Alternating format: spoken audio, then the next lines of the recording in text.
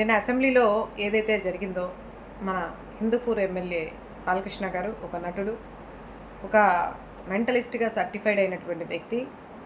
అసలు ఈ ప్రజాక్షేత్రంలో ఒక ప్రజానాయకుడిగా అనర్హులుగా ఉండేటటువంటి వ్యక్తి ఈరోజు మరి ఎమ్మెల్యేలుగా పదే పదే పోటీలు చేయడం, అలాగే అసెంబ్లీలోకి అడుగు పెట్టడం, మరి నేరారోపణ ఉన్నటువంటి వ్యక్తి, మెంటల్ సర్టిఫికేట్ పట్టుకున్నటువంటి వ్యక్తికి ఏమాత్రం కూడా అసెంబ్లీలో స్థానం లేకపోయినప్పటికీ కూడా మరి టీడీపీ వాళ్ళ బావగారు అండదండలతో ప్రతిసారి ఎమ్మెల్యేగా పోటీ చేసి మరి అసెంబ్లీలో అడుగుపెట్టడం జరుగుతూ ఉంది.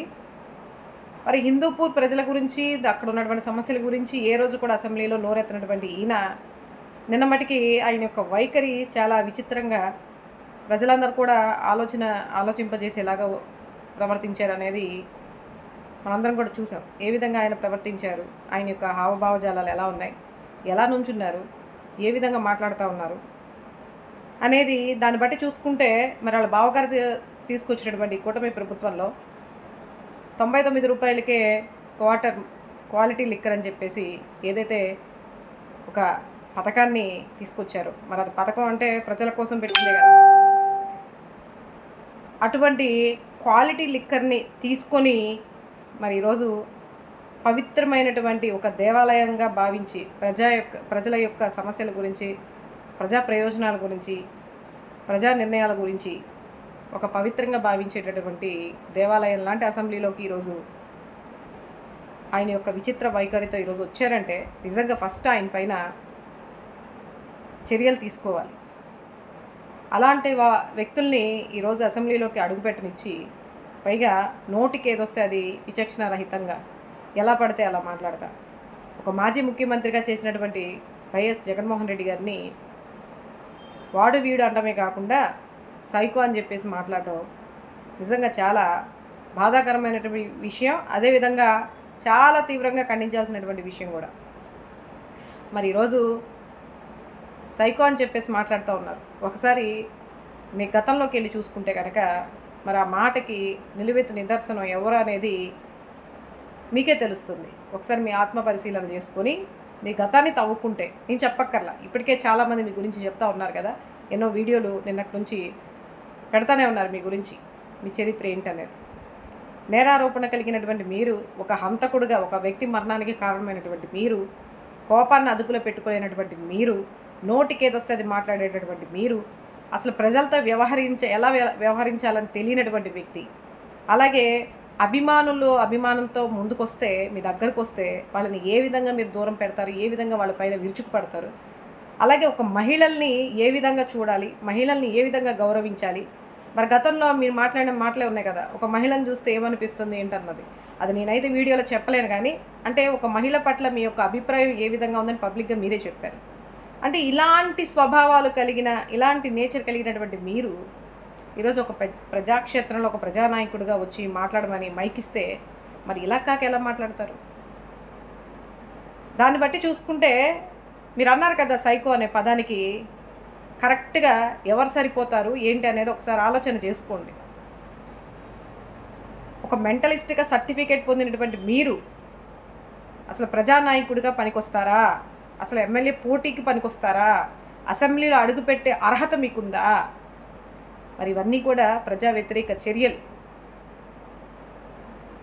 మీ ఫ్యామిలీ బ్యాక్గ్రౌండ్ కనుక చూసుకుంటే మరి ఏ బ్రాండ్తో అయితే ఈరోజు మీరు ఒక నందమూరి ఎన్టీ రామారావు గారు, ఆయన యొక్క ప్రత్యేకత, ఆయనకున్నటువంటి పేరు ప్రతిష్టలు, ఆయన యొక్క బ్రాండ్ను వాడుకొని ఈరోజు మీరు అందరూ కూడా ఈ పార్టీని నడిపించడం కానీ, ప్రతిదానికి ఆయన పేరు చెప్పుకొని ప్రజల దగ్గర ఆయన మీద ఉన్నటువంటి అభిమానాన్ని అంతా కూడా పదే పదే ఆయన పేరు చెప్పి ఈరోజు మీరు ముందుకెళ్తున్నారనేది మీరు ఒకసారి తెలుసుకోండి. ఎందుకంటే ఎన్టీ రామారావు గారు లేనిదే ఈరోజు మీరు లేరు. ఆయన బ్రాండ్నే ఈరోజు మీరు ఉపయోగించుకొని ఈరోజు మీరు ఇష్టానుసారంగా రెచ్చిపోతూ ఉన్నారు. మీకంటూ ఒక బ్రాండ్ కానీ, మీకంటూ ఒక ఆలోచన కానీ ఈరోజు మరి ఒక పార్టీని రన్ చేస్తున్నారంటే మరి అంతమంది కొడుకులు ఉన్నప్పటికీ కూడా ఎన్టీ రామారావు గారికి ఏనాడు కూడా బాలకృష్ణ గారిని నా రాజకీయ వారసుడు అని చెప్పేసి ఏ రోజు కూడా చెప్పింది లేదు. మరి హరికృష్ణ గారు తప్ప మీ గురించి కూడా ఎక్కడ చెప్పినటువంటి దాఖలాలు లేరు. మరి అంతమంది కొడుకులు ఉన్నప్పటికీ కూడా మరి అల్లుడు చెప్పులేపిస్తూ ఉంటే చాప కింద నీరులాగా అల్లుడిని చేరదీస్తే చాప కింద నీరులాగా పిల్లనిచ్చిన మామకే వెన్నుపోటు పొడిచి పార్టీని దగ్గర చేసుకొని ఆయన్ని పార్టీకి దూరం చేసి ఆయన పైన తప్పుడు ప్రచారాలు చేసి ఆయన పైన చెప్పులు విసిరేస్తే మరి అంతమంది కొడుకులు ఉండి కూడా ఆయన్ని ప్రొటెక్ట్ చేయలేకపోయారు. అది ఖండించలేదంటే మీ అంత అసమర్థులు ఈ ప్రపంచంలో ఒక తండ్రికి అంటే ఏ తండ్రికి కూడా మీలాంటి కొడుకులు ఉండరు అనేది చాలా స్పష్టమైనటువంటి విషయం.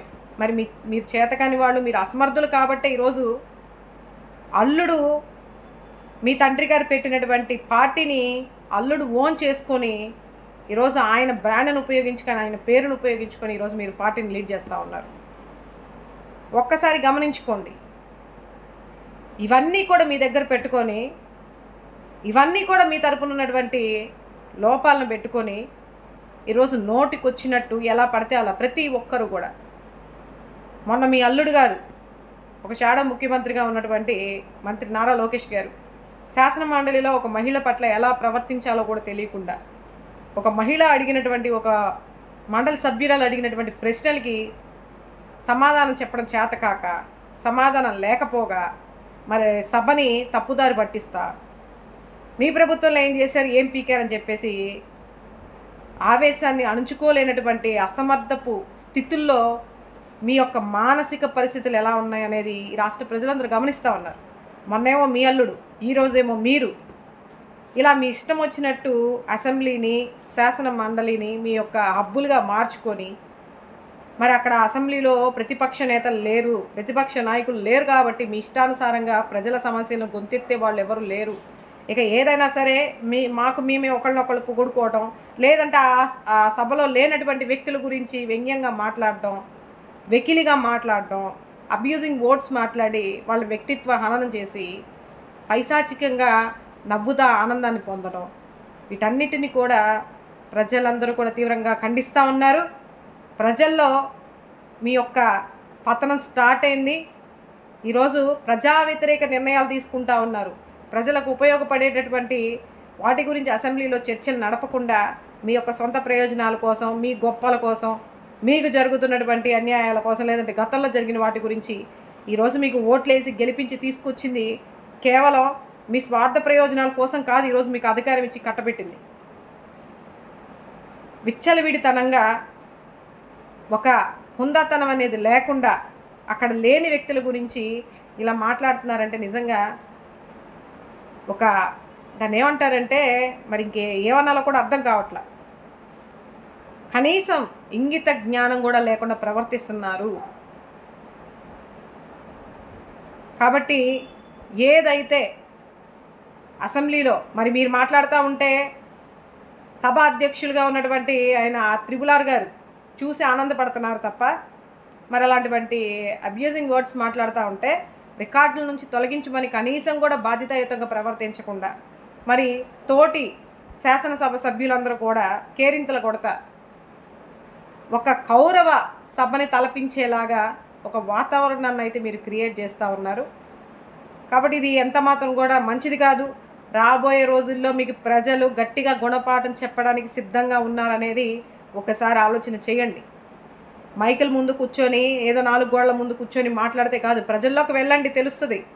ఈరోజు మీ మీద ఎలాంటి వ్యతిరేకత వచ్చింది, అన్ని వ్యవస్థలు ఏ విధంగా నిర్వీర్యం అయిపోయి నాశనం అవుతూ ఉన్నాయి, ప్రతి ఒక్క వ్యవస్థకు సంబంధించినటువంటి వ్యక్తులు ఏ విధంగా ఇబ్బందులు పడుతూ ఉన్నారు. ఈరోజు రైతులు కావచ్చు, మహిళలు కావచ్చు, విద్యార్థులు కావచ్చు, యువత కావచ్చు, వికలాంగులు కావచ్చు, ప్రభుత్వ ఉద్యోగులు కావచ్చు, చిరు వ్యాపారులు కావచ్చు, ప్రతి ఒక్కరు కూడా, విశాఖ ఉక్కు కార్మికులు కావచ్చు, ఎవరున్నారు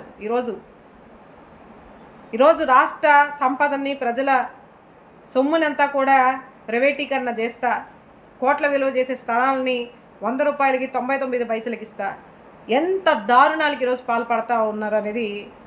అదేవిధంగా రెడ్ బుక్ రాజ్యాంగాన్ని ఒక పక్కన అమలుపరుస్తా, ఒక పక్కన మీ ఇష్టానుసారంగా వ్యక్తిత్వ హననం చేస్తా ఎక్కడ పడితే అక్కడ.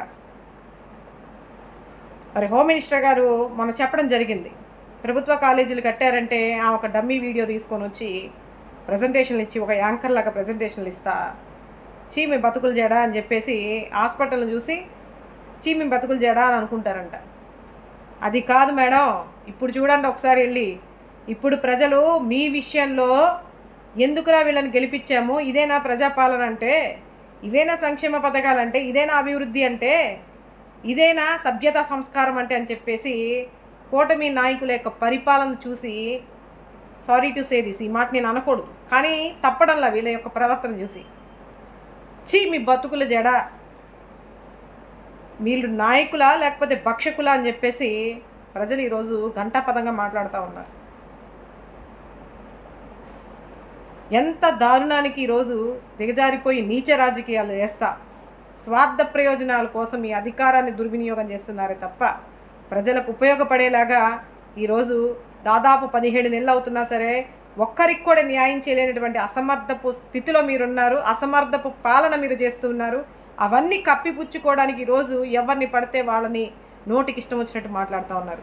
మరీ ముఖ్యంగా బాలకృష్ణ గారు కావచ్చు, మరి మంత్రులు కావచ్చు, మరి నారా లోకేష్ గారు మనం మాట్లాడిన విధానం కావచ్చు, మరి పొద్దున్న లెగిస్తే మాకు సభ్యత సంస్కారం ఉంది, మా తల్లిదండ్రులు సభ్యత సంస్కారం నేర్పించారు, మాది తెలుగువారి పార్టీ, తెలుగు ప్రజల కోసమే ఏర్పడినటువంటి పార్టీ అని ప్రగల్భాలు పలుకుతూ ఉన్నారు. మరి ఈరోజు మీ సభ్యత సంస్కారం ఏమైంది? ఏ విధంగా మీరు ప్రజలందరూ కూడా చూస్తారు, ప్రజలందరూ కూడా అసహించుకుంటారు, కనీసం ప్రజలు చూస్తున్నారు, మీడియా చూస్తుంది, అందరు వీక్షిస్తున్నారని కనీసం భయం కూడా లేకుండా మీ ఇచ్చల విడతనానికి ఈరోజు కేర్ ఆఫ్ అడ్రస్కి అసెంబ్లీని, శాసనమండలిని మార్చుకుంటా ఉన్నారు. ఇది న్యాయమా ధర్మమా అని చెప్పేసి ఈ రాష్ట్ర ప్రజలందరూ కూడా మిమ్మల్ని ప్రశ్నిస్తున్నారు. ఏదైతే మీరు ప్రజల్లోకి వచ్చి మాట్లాడతారో ప్రజల యొక్క వ్యతిరేకత ఏ విధంగా ఉందనేది తెలుస్తుంది.